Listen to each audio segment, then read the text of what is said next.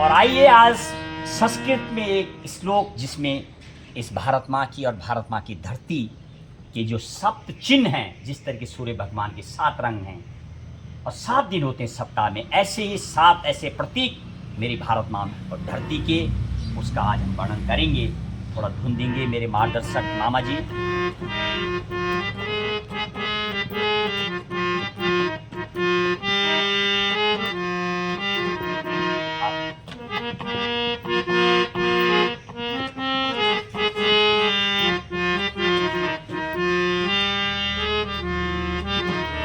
अशोक मुद्रा कमलम चिहिंदी ध्वज त्रिवर्णो निज राष्ट्र गानम व्याघ्रो मयूरस्य भवन्ति सप्त राष्ट्रीय चिन्हानि तु भारतस्य। और 7 जो प्रतीक हैं इस भारत माँ की धरती के, अशोक मुद्रा कमलम चिहिंदी, अशोक चक्र जो कि धर्म का प्रतीक है, और कमल का पुष्प जो राष्ट्रीय पुष्प है, चिहिंदी और राजभाषा जो मेरी भारत माँ की धरती की हिंदी है, जहाँ पर ध्वजस् त्रिवर्णो निज राष्ट्र गानम, और जहाँ पर तिरंगा 3 कलरों से सजा हो तिरंगा, जिसके लिए हमारा राष्ट्रीय ध्वज, और निज राष्ट्र गानम, और उसके लिए गाया जाने वाला राष्ट्रीय गान। साथ में व्याघ्रो मयूरस्य भवन्ति सप्त, और एक 5वां प्रतीक के रूप में बाघ और मोर जो हमारा राष्ट्रीय पक्षी है, जहां पर इतना खूबसूरत अलग अलग छटा बिखेरता मयूर का जो कलर व रंग है, उसके नाम से जो जाना जाता है, भवन्ति सप्त। और इस तरीके से जहां पर 7 चिन्ह के रूप में राष्ट्रीय चिन्हानि तु भारतस्य, और इन 7 अशोक चक्र, कमल का फूल, हिंदी भाषा और तिरंगा, राष्ट्रीय गान, बाघ और मोर, ये 7 जो हमारे भारत की एक राष्ट्रीय धरोहर है, इसके नाम से भी जाना जाता है मेरी भारत माँ को। इन चिन्ह को, एक तिरंगा जहाँ दिखेगा, इसका मतलब तिरंगा लहराने का मतलब है ये भारत माँ है। भारत जिसको माँ सबसे जाना जाता है, ये राष्ट्रीय 7 चिन्ह हमारे देश में हैं। अगला श्लोक,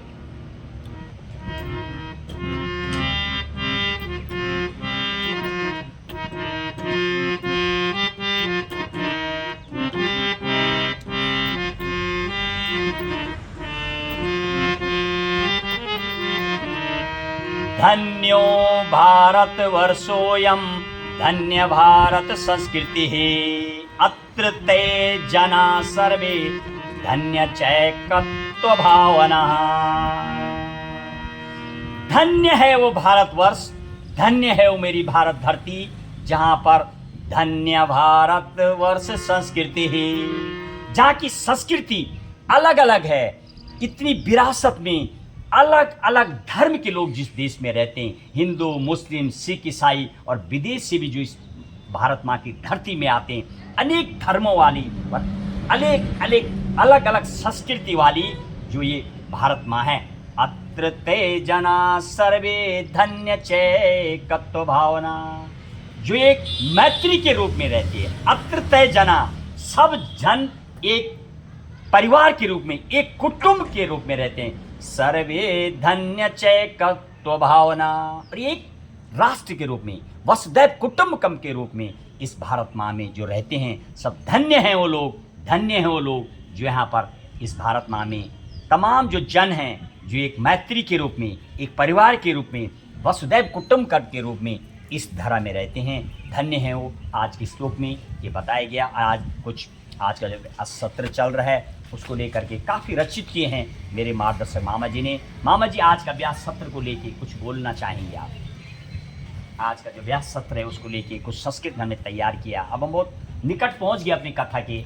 20 तारीख से और नवंबर 20 से 26 नवंबर को बड़ेती धरासू चिन्यालीसौड़ माँ गंगा यमुना का जो दाएं तरफ यमुना जी और बाएं तरफ गंगा जी दोनों की ऐसे नज़दीकी तट पर है वो, जहाँ पर नव जल और थल तीनों व्यवस्थाएं आपको मिलती हैं। आइए इस जो पवित्र ग्रंथ, ये पवित्र डॉक्यूमेंट्स जो देश का है, भारतीय संविधान, भारत में पहली भारतीय संविधान ज्ञान सप्ताह यज्ञ एवं सर्वधर्म भारतीय संविधान जागरूकता सम्मेलन का आयोजन होने जा रहा है।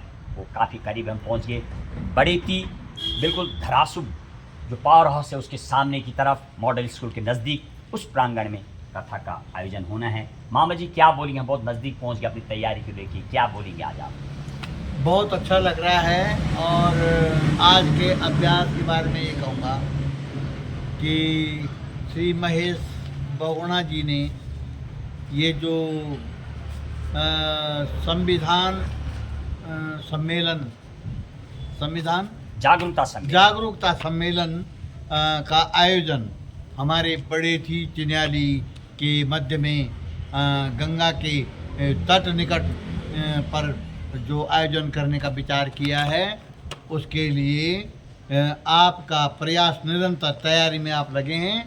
और आज के अभ्यास सत्र का ये बहुत अच्छा इसलिए लग रहा है कि आपने संस्कृत के श्लोकों का आश्रय लेकर के जनता जनार्दन को संविधान के विषय में और अपने राष्ट्र की महत्ता के बारे में ज्ञान देने का, प्रवचन करने का जो आपने अभ्यास किया है, उसके लिए आपको बहुत बहुत धन्यवाद।